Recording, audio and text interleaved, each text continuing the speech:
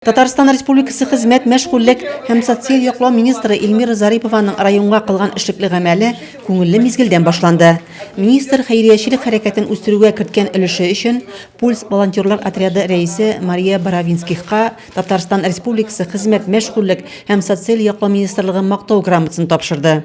Аннан ул үзләрен борчыган мәсьәләләр белән зәйлеләрне кабул итте. Сораулар төрле характерда иде, төп тема булып гаиләле балаларга социаль булышлык торды. В 2020 году мы оформили новые выплаты на ребенка до 7 лет в размере 4686 рублей 50 копеек. По средствам массовой информации говорится то, что в 2021 году эти выплаты будут увеличиваться.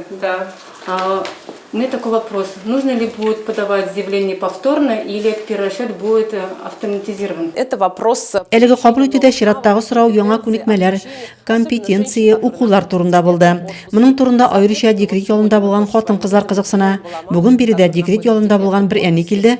Аның баласы кичкенә әле, шулай да аның декрет ялыннан чыкканчы компетенциясен күтәрәсе килә ди Эльмира Зарипова. Мондый кабул итүләрдә халык башлыча мәшгульлек буенча сораулар юллый. Шулай ук балалы гаиләләргә социаль түләү мәсьәләсе борчый. Пандемия белән бәйле рәвештә балалы гаиләләргә берничә матди булышлык чарасы күрсәтелде инде. Зәйлеләр биргән сораулары министр контрольгә алды.